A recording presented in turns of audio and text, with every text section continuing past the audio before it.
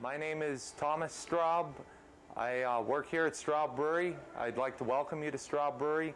The brewery was founded in 1872 by my great-grandfather who came over from Germany. I would be his great-grandson or the fourth generation. Straub Brewery is a family-owned brewery, and it's been in the family ever since its inception. The place we're at here in the brewery is called the Mill Room. This is where we start the production of beer here at the brewery. Now, before we start with the actual ingredients, the ingredients are pre-processed or modified before we get the ingredients. What we have here is a mill. The mill grinds or crushes the malted barley, which is one of the primary ingredients of making beer, before it goes into our mash tub, which we will see a little later. What the mill does is, a lot of people, when they think of a mill, think of the malted barley being ground into a flour. But what the mill does is it rips the grain apart, keeps the husks pretty much intact, because those husks will serve as the primary filter media in our mash tub, and crushes the inside part, which is a starchy part, which dissolves and becomes the extract of the beer which we will make. I mentioned the process actually begins before the malted barley gets to us here at the brewery, and that process is a malting process.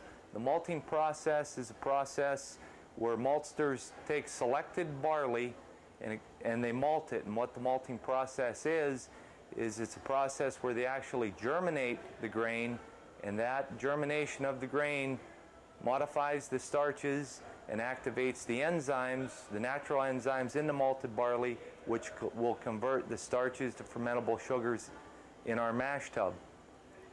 Here in the mill room, the way we get the grain to the mill is we've got a screw conveyor up above the mill. Then we'll backtrack the flow of the grain. The grain comes from our scale and hopper downstairs up this bucket elevator. The bucket elevator delivers the grain up to the screw conveyor, then to the mill where it is crushed. Then after it's crushed, it's dropped down into our mixture of water in the mash tub, warm water, and we go through the process of actually brewing the beer or converting the starches to fermentable sugars. During the brewing process, we start with our primary ingredient, which is water. The water we use here at the brewery is actually from the city. It's a spring-fed reservoir. We're located approximately 2 miles from the Continental Divide, where water flows either directly to the Atlantic or to the Mississippi. So we like to think that we've got an excellent water source here, probably one of the better water sources in the country. And water being the primary ingredient, that is quite important. But in our mash tub, we will mix the water, the crushed malted barley, and the corn flakes. These bags contain corn flakes similar to what you would eat in the morning, except they're not roasted or sugar coated. And that's an additional starch supply that complement the malted barley and will be turned into beer. Now, in the brew house, we actually produce what is called wort. You must produce wort before you produce beer. And what wort is it's a real sweet solution which will be cooled after it's processed in the brew house, cooled, yeast added, then it'll go to fermenting. We'll talk about those steps a little bit later. At this point, what I'd like to do is go down into the brew house where we can see a brew-in process. Presently, we're boiling in our kettle. We'll take a look at that step of the operation. Okay, this particular vessel is our brew kettle. This brew kettle is where we boil the hot wort after we draw the extract from the grain and go through the time-temperature relationships in the mash tub, where natural starches are converted to sugars by natural enzymes present in the malted barley. We draw the extract off, it flows to the kettle, we fill the brew kettle. As we fill the brew kettle, we add hops. Then after the kettle's filled, we boil. We have approximately a 2-hour kettle boil. And from this point, the hot wort which was boiled in the brew kettle, will be pumped up to our hot wort tank. And then from the hot wort tank, it'll be pulled down through a heat exchanger, cooled, and yeast added. But at this point in the process, kettle boil is quite important for a number of reasons. The kettle boil will help coagulate proteins that are present in the wort, the undesirable proteins, and those proteins will settle out in the hot wort tank as trub. Kettle boil also thoroughly mixes the ingredients. You'll see the violent rolling of the kettle. There's actually a percolator in the kettle, similar to what you'd see in an old coffee pot. It superheats the wort, sends the hot wort up through the barrel percolator, and gives it the violent action in there. Because if you didn't have the violent action, you would have some scorching on the bottom, and you wouldn't have adequate mixing. So kettle boil is an important step of the process. You could not make beer as we know it without a kettle boil. This particular kettle is a new kettle to us. It was replaced earlier this year. It was manufactured by Vendome Copper and Brass Works of Louisville, Kentucky. As you'll notice, this kettle is a stainless steel kettle. We maintain the copper stack. We've got copper steam coils inside and a copper percolator. Our old kettle was built in 1901 and was all copper. The beauty of the stainless steel kettle is it's a lot easier to keep clean and maintain excellent sanitation rather than using the copper that we had previously. But the old copper kettle was at the end of its useful life and needed replaced. We'll walk over and take a look at our grant, which is the stepping stone or the collection device between the mash tub where the ingredients are mixed, and we go through the time temperature relationships between the mash tub and the kettle. This is what we call the grant. And merely, it's a collection device or a stepping stone in the mash tub, which we'll get to in a few moments. We've got 6 lead pipes connected to the bottom of the vessel. And above the bottom of the vessel, we've got pie-shaped stainless steel plates that are slotted. That allows the husk from the malted barley to collect above that false bottom to serve as a primary filter media, and allows the clear extract to flow down through to our 6 collection tubes, which all are manifolded together here at our grant. When we tap into the mixture in the mash tub, we'll recirculate the wort back into the mash tub through a recirculation pump. And once the wort is clarified and the filter bed is set up in the mash tub, we'll turn off the pump, we'll open the valve, which will allow the hot wort to flow to the kettle. And as I mentioned, as we flow to the kettle, we bring the mixture in the kettle to a boil and boil for approximately 2 hours. At this point of the process is where our hops are added.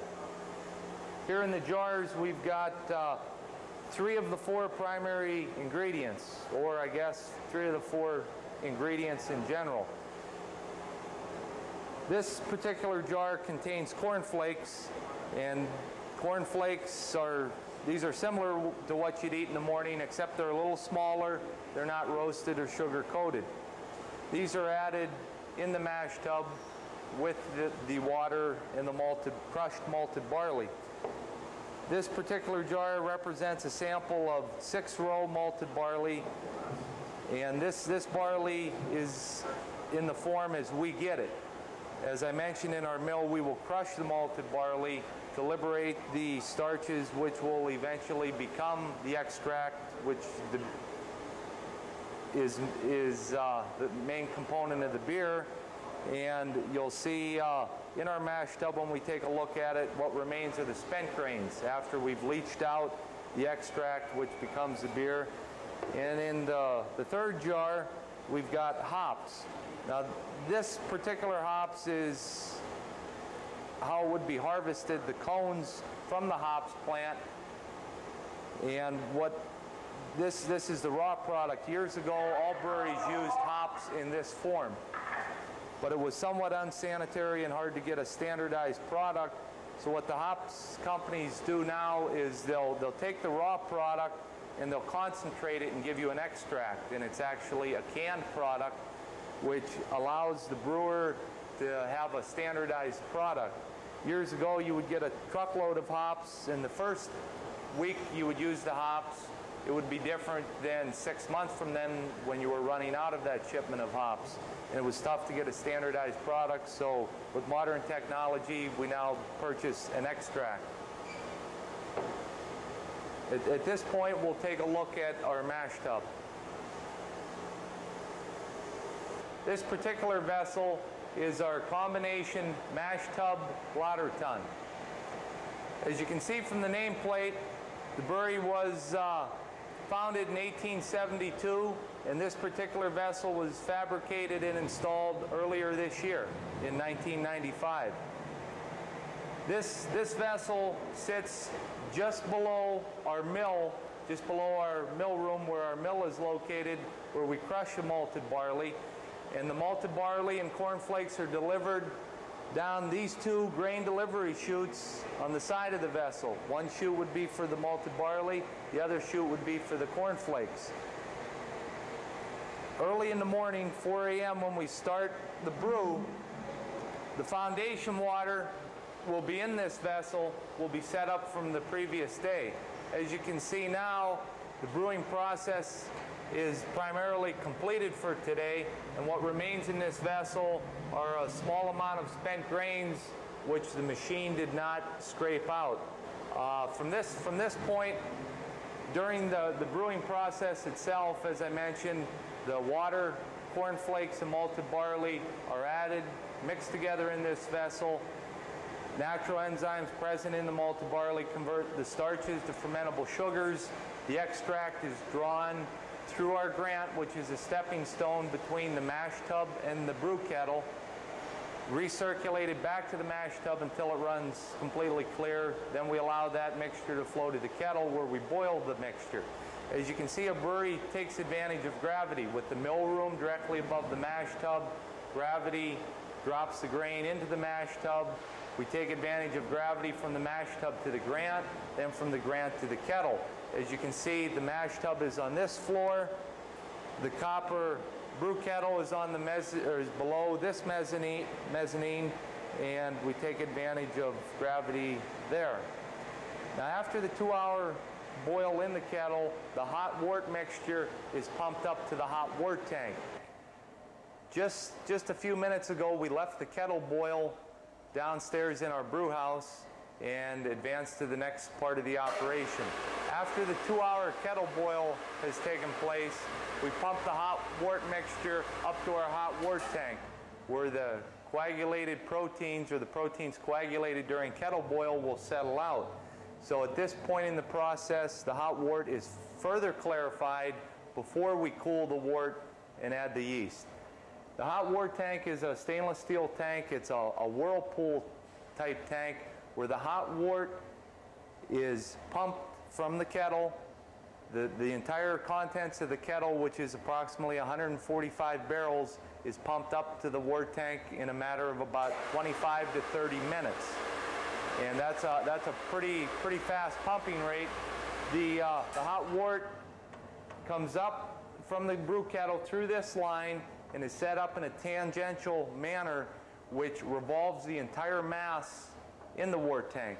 And that piles up the coagulated proteins in the middle of the tank and allows the clarified wort to travel down to our heat exchanger through one of these lines.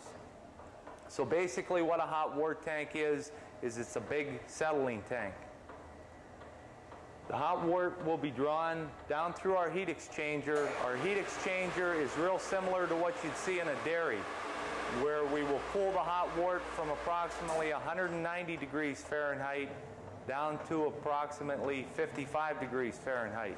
After cooling, we add air to the mixture and inject yeast. Now, the heat exchanger not only cools the wort, but it preheats water. That preheated water, after it leaves the heat exchanger, will fill this tank. This tank is our sparge water tank. It's primarily a hot water tank used for brewing purposes.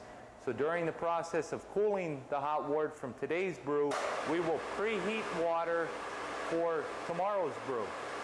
So we take advantage of the heat that we need to get rid of with the hot wort and preheat water for the next day's brew. When this tank is filled, it overflows into the next tank, which is our water recovery tank, which then that water is used for scrubbing or cleaning throughout the brewery. Now when I mention the heat exchanger, all that water is non-contact water.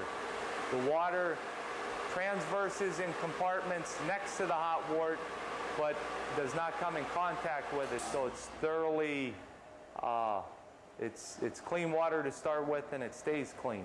But at this point I should mention our water source being St. Mary's Water Company, being a spring-fed reservoir, they chlorinate the water.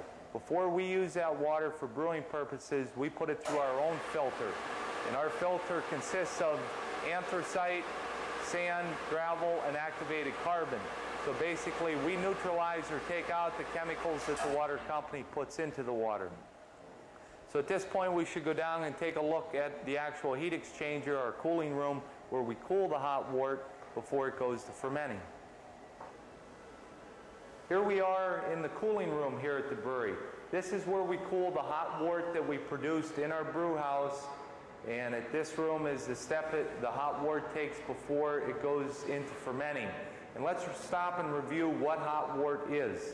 In our brew house, we mix the ingredients of water, malted barley, and corn flakes. We go through time-temperature relationships in our mash tub where all these ingredients are mixed together, where natural enzymes present in the malted barley convert the starches to fermentable sugars. We draw off that clarified extract from the mash tub to the grant, then we transfer from the grant to the kettle and we boil the mixture. Now that mixture at that point of the process is called wort or hot wort. That hot wort is pumped from the kettle up to our hot wort tank.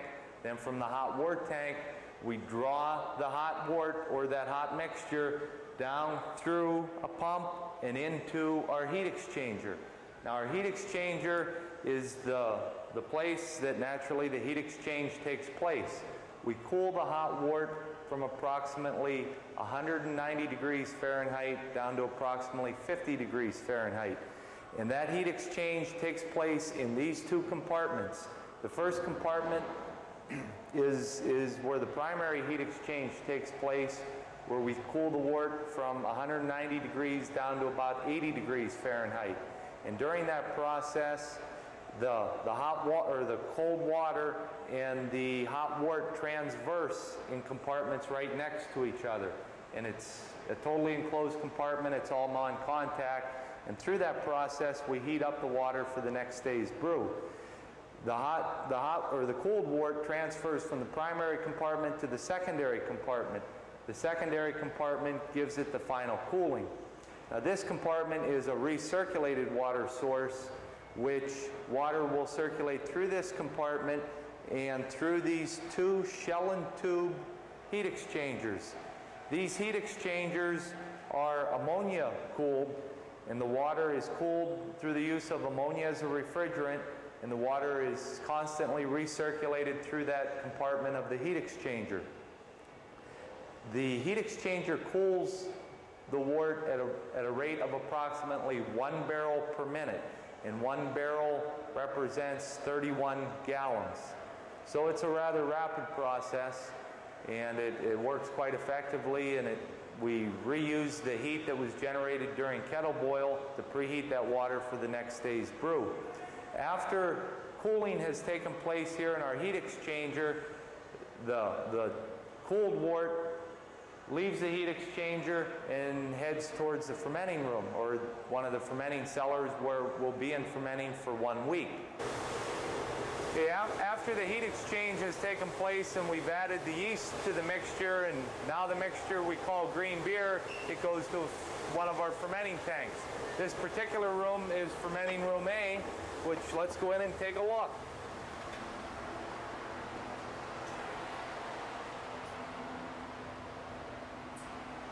This particular room has 8 fermenting tanks in it. The beer will be in fermenting for approximately 7 days. We have a 7-day fermenting cycle, which works out real well for labor schedules, and for keeping our yeast going consecutively.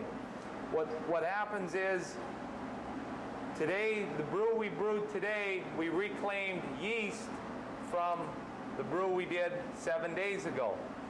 So the beer, after it's brewed, cooled, comes to fermenting, is being fermenting for 7 days. A week from today, a cellar man will come in and he will drop the beer in the tanks down to storage.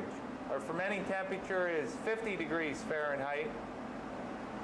When the cellar man drops the beer from fermenting to storage, he drops the beer through a heat exchanger or a cooler.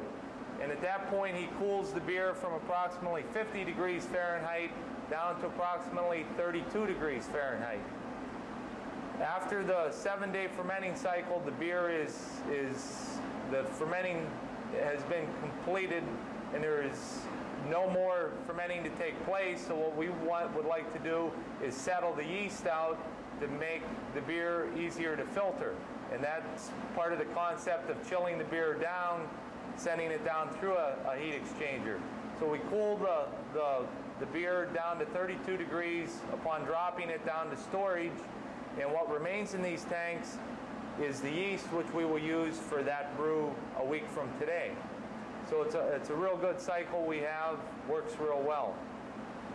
So from this point, we'll go down and take a look at our cellar, our storage tanks, and our finishing tanks. On our way from the fermenting room to our storage cellar, this was a logical stop for us. During fermentation, yeast consumes the fermentable sugars, produces heat, alcohol, and CO2. Some of that CO2 we recover and inject back into the beer at filtration. This particular system is our CO2 recovery and purification system. The CO2 initially is transferred from a line from our fermenter down into our scrubber. Our scrubber takes out any impurities which may be present. The water rains down over the gas as the gas comes up through this vessel. What's also important to mention at this point is we do not collect the CO2 until it is at least 99.9% pure. Once it has reached that purity, then we turn it into our collection system. Initially, it'll go through a scrubber. After the scrubber, the gas transfers to a purifier.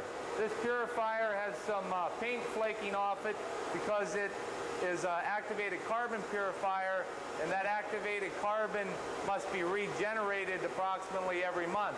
And to regenerate it, we send steam through it and heat this cylinder up to about 300 degrees. Then after the activated carbon step, which takes out any odors, the line transfers it to the compressor, which after it's cleaned, we compress it.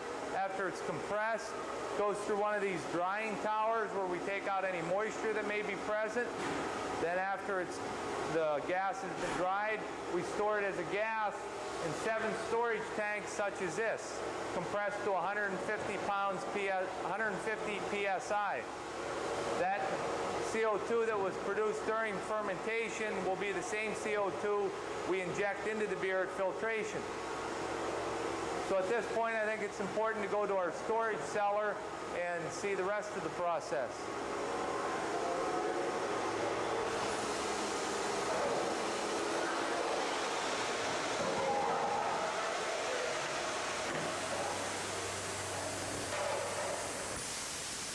But at this point, we can make a stop along the way. This particular process is racking beer or filling kegs. This is one of our 2 packaging lines. This is our only packaging line for keg beer. Our other packaging line is a bottle house, which Carrier Dan will speak of a little bit later on. But this particular machine is a 3-arm racker. We've got 3 kegs that are being filled at one time. The beer is pumped from a finished tank downstairs up to a beer meter and into this reservoir tank. The reservoir tank is a tank which is a buffer tank between how fast we're pumping the beer up and how fast we're filling kegs. This tank, we maintain counter pressure on the tank so the beer doesn't lose its carbonation. The fella doing the racking will put a clean keg under the arm, lower the arm into the keg. At this point, the keg fills with counter pressure, approximately 20 psi, the same pressure that we maintain the reservoir tank under. You'll notice the line has a sight glass. This line is the return line back to the top of the tank. While the keg is filling, a little bit of air or foam will be traveling back to the top of the tank. Since the keg is lower than the reservoir tank and they're both under the same pressure,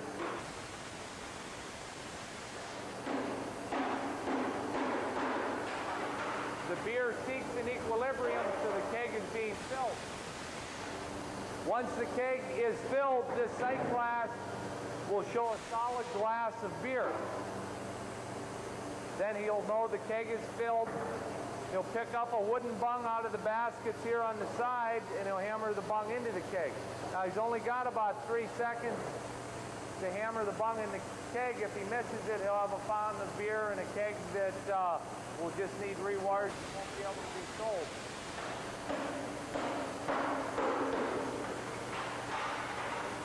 At this point, you may notice a number on the bung.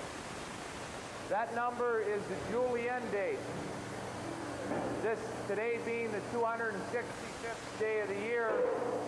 So if anyone wants to know when the beer was packaged or for our records to track the product, we can easily identify the day that it was produced.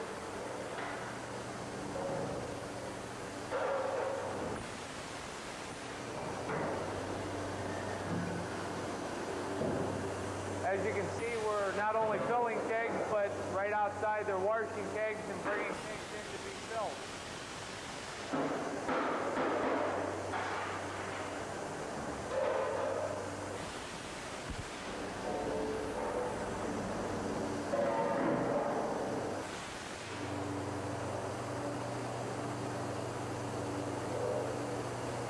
Also at this point, you'll notice we have 3 different size kegs. We've got the half barrels that we're filling now, which are 15.5 gallons per keg. Then off to our left, we've got a stack of quarter barrels, which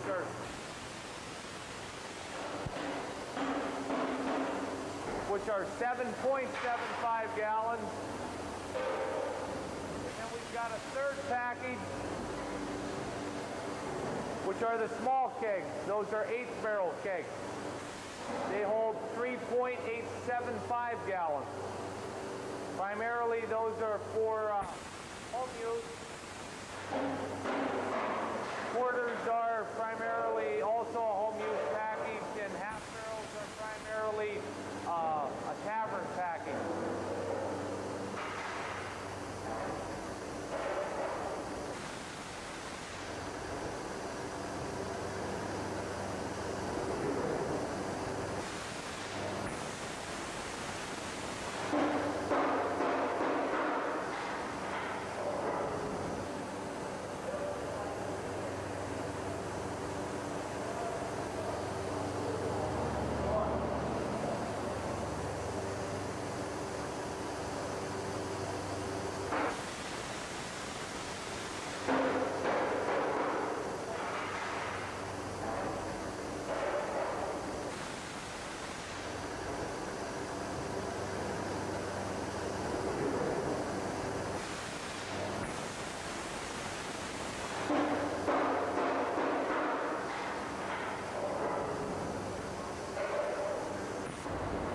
We're now in our main cellar here at the brewery.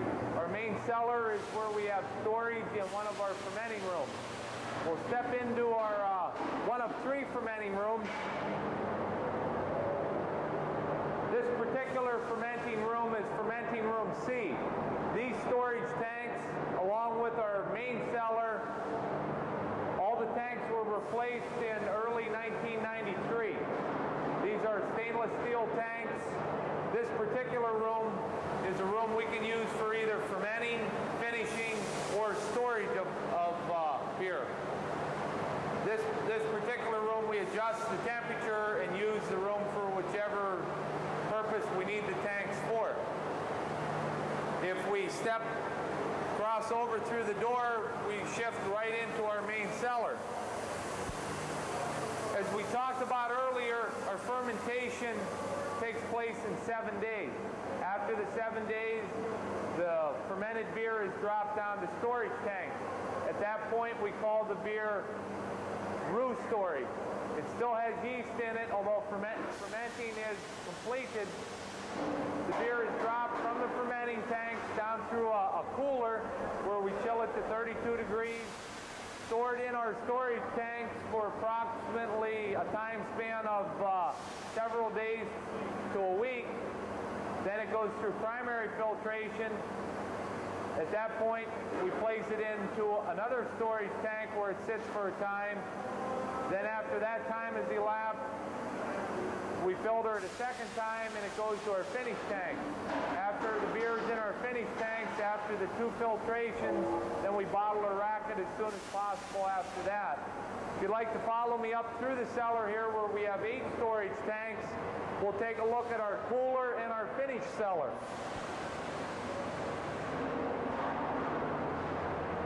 This particular unit is our beer chiller where we transfer the beer through when the beer comes from fermenting to roux storage. We also use the chiller to chill beer just previous to it going to the beer filter. Because the colder you get the beer when you filter it, the sharper the filtration you'll receive. Because it actually swells the molecules. And when we do send beer through our chiller, we send it through at approximately 32 degrees, pretty close to freezing. Back in this wing of the cellar, you'll see our 4 finishing tanks. After secondary filtration, the beer is placed into these tanks as we filter, and we carbonate during the filtration process. Also, we have carbonating stones in our finish tanks. So if we miss the proper carbonation, if we're a little bit low, we can add more carbonation to the product.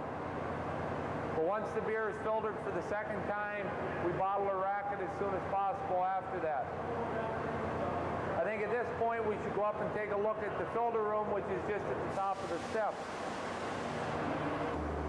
Earlier today we've gone through the brew house and seen where we actually produce our product, or the product, not the finished product, but the product which will become the finished product. We followed the flow from the grain to the mash tub, to the brew kettle, to the hot water tank, to the heat exchanger, through fermenting, down into our storage tanks, and we mentioned filtration. This particular room is our filter room. This is where we filter the beer. This particular unit is our beer filter. Our beer filter consists of vertical screens in there which are pre-coated with diatomaceous earth, which is the filter media. Diatomaceous earth is a mined product. It's the fossil remains of marine organisms that lived centuries ago. And what makes them such a good filter media is if you looked at them under a microscope, it would be a small particle with a number of very jagged edges. And what happens is the diatomaceous earth pile on top of each other, and it leaves channels for the liquid to flow through, although picks up any impurities that may be present in the liquid. And that diatomaceous earth is pre-coated onto our screens in the filter. The beer flows through the diatomaceous earth, through the screens into the space between them, which then the beer flows down through into a manifold pipe which exhausts from our filter and goes down the downline. Now during filtration, the entire system is completely charged with beer, so there's no chance for air pickup. So it's a continual stream of beer entering into a filter which is completely filled with beer. The beer is pushed by pressure through the screens, or through the diatomaceous earth, through the screens, and down and out the exit line.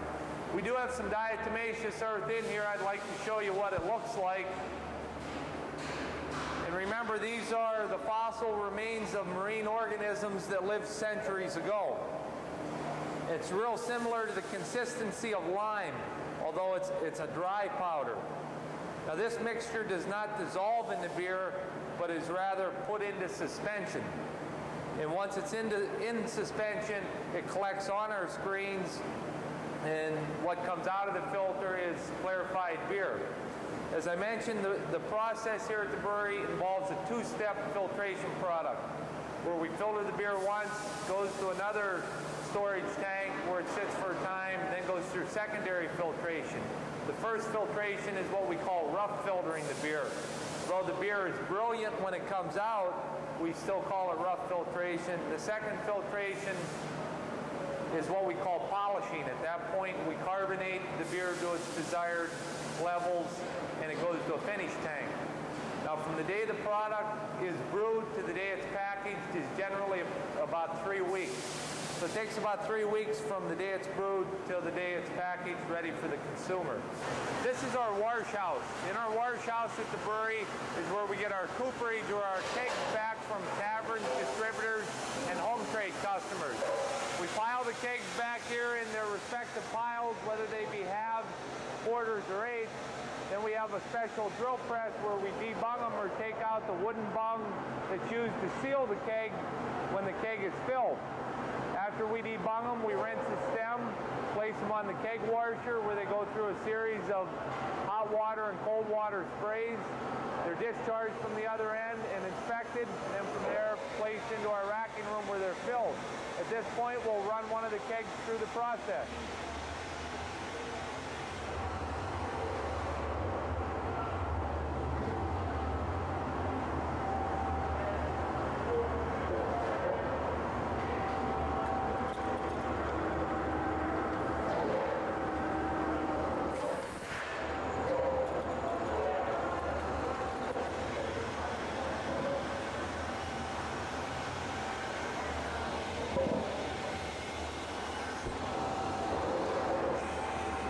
At this point, we inject hot water down through the tapping mechanism of the keg, and that cleans the delivery tube where the beer will come up through the customer's tap. After we thoroughly clean the tap with hot water, a hot water spray, they're placed onto our keg washer, where the outside of the keg will be clean and the inside of the keg will be thoroughly clean.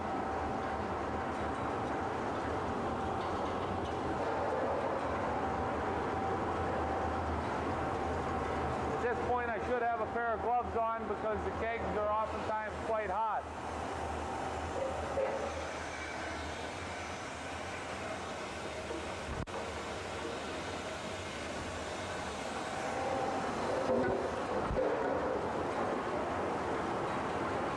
The hot water that was injected to clean the tap is drained out on the first station. The wheels of the machine revolve the kegs, where the next station will inject hot water into them. After the hot water is injected into them, they revolve under the brushes where the outside of the keg is cleaned.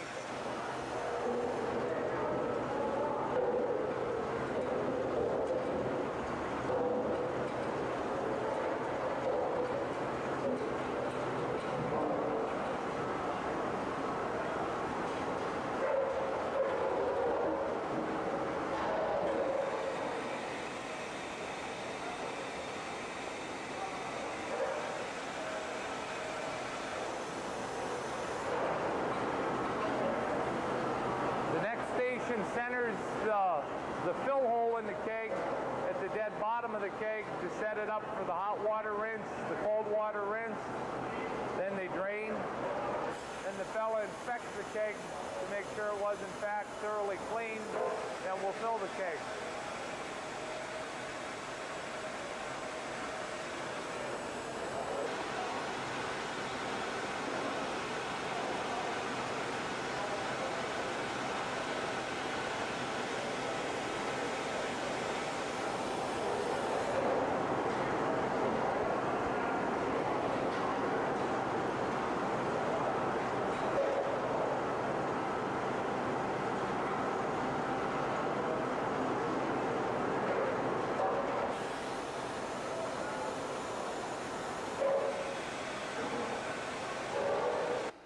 Hi, I'm Dan Straub, president of Straub Brewery.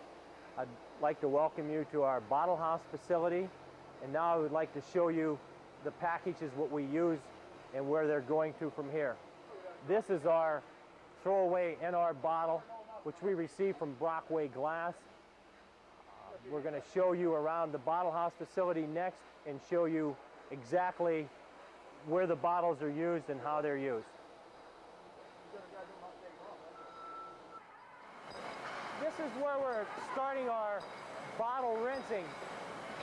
The bottles come in cases brand new, but in case of any dust in transit, we wash them off for precautionary measures. If you'd like to follow me down the line at this particular time, we can sort of get an overview of what's taking place before the bottles are actually filled with beer.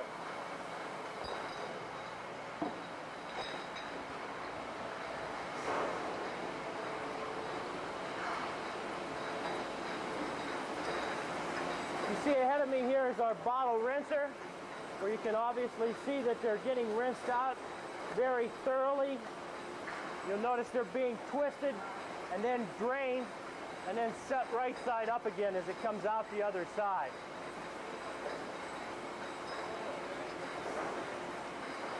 If you'd like to follow me down, we'll go to the next step.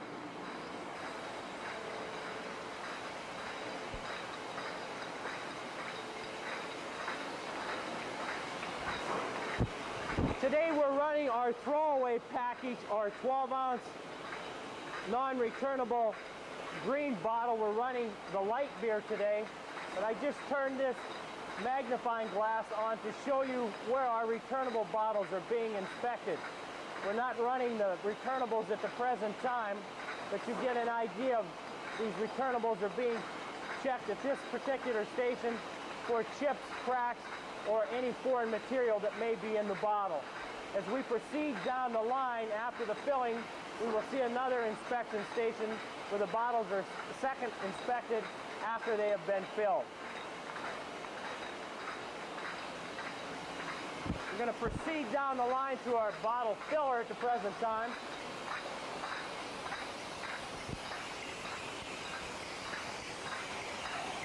Get a shot of the bottles gradually being filled as they're coming around. And I hope you can get a shot of where I'm pointing here now. That is a knocker. After the bottle has been filled, it is being knocked to create a foam. The foam is forcing all the air out of the bottle, which creates the vacuum, keeps your beer much fresher.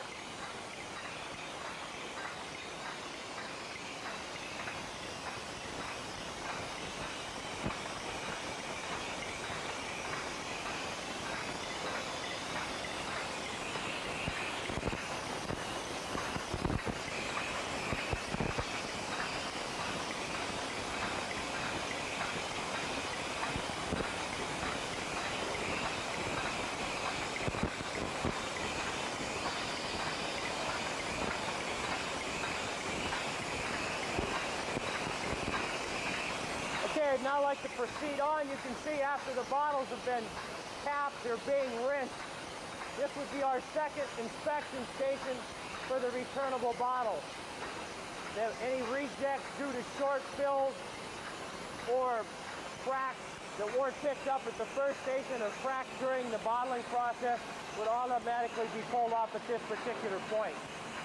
From this point, it goes to our bottle pasteurizer, where the bottles are gradually heated up from 38 degrees Fahrenheit, where they're coming into the filler at, to room temperature. The next compartment would be it's heated to 140 degrees Fahrenheit, and then the next compartment would be taken back down to approximately room temperature. And from that point, we're going to leave this particular area and go over and show you where our labeling and dating takes place. Okay, now we're at the labeling stage. You can see the bottles going around, the paddles being glued, and the labels being glued right onto the bottle. As you turn around, you'll be able to see the labels physically being glued and placed onto the bottles and then run through the brushes to adhere to the bottle.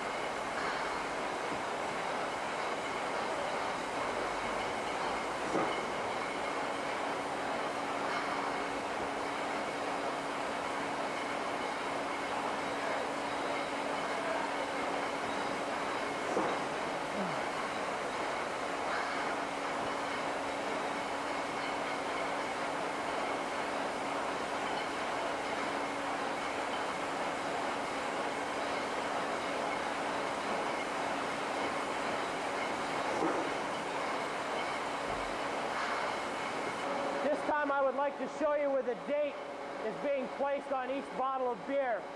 We put a date on each bottle for freshness. The date appears between the neck label and the body label, telling you the exact date at which it was bottled, and it also tells you the man that was running the labeler on that particular day. The reason we do that is for accountability. You can notice here that these lines, you wonder how they stay lubricated.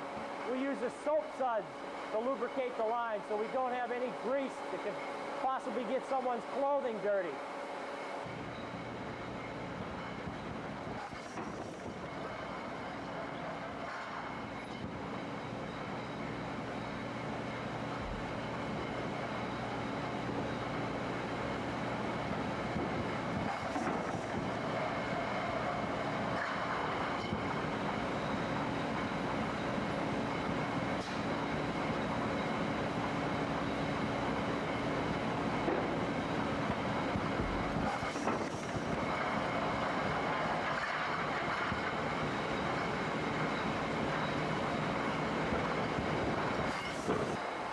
In conclusion of the Bottle House tour, I would now like to show you some of the packages that we produce here at Straub Brewery. The bottle that I have right here is what we call our 16-ounce returnable bottle. It's a very popular bottle. The pricing is very good on this bottle. Another bottle that we produce here, returnable bottle, is our 12-ounce returnable bottle. This is what they usually refer to as a bar bottle. It's used very frequently in a lot of the local bar rooms. Another bottle that I would like to show you at this present time is a Pontotomic Dam beer. It's a contract brewer that we're doing for the people at Pontotomic Dam. It's a dark, very dark beer. Seems to be the new wave of the future, the dark colored beers. Another particular package, which is probably our most popular beer, is our 12-ounce throwaway. We call these the greenie bottles. Another little twist to the greenies, due to the greens bottle's susceptibility to light, we also came out with a 12-ounce throwaway brown bottle. The other package that we make here at Straub Brewery is a 12-ounce throwaway light beer. This was an award-winning beer. We took first place last year at the Beer and Music Festival in Pittsburgh, PA. So we're very proud of this light beer. Another packages that the beer comes in is in our throwaway bottles. We now have a 6-pack wrap, which we are very happy with. But at the present time, when we started the 6-pack wrap, we originally had the bag, or the beer, in a greenie bag. We call it a 6-pack bag, but due to popular demand, we are very seriously considering going back to this bag. The reason for that is that you just add ice and you have a portable cooler. It's very convenient for outdoor activity. The photograph you're looking at is that of Peter Straub, founder of the brewery back in 1872. Peter originally immigrated to the United States back in 1869. Aside by Peter would be his wife, Xavier Sorg. Also, that is where the name of our current address, Sorg, S-O-R-G Street, comes from. Peter, by trade, was a cooper. A cooper was the individual who made and or repaired the wooden barrels, or what were called casks back then.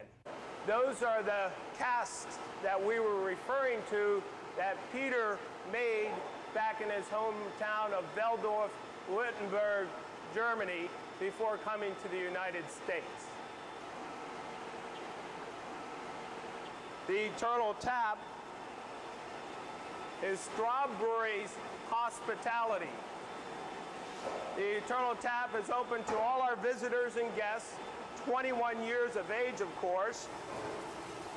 Due to insurance policies, we ask that our patrons have only 2 glasses or a stay of 15 minutes.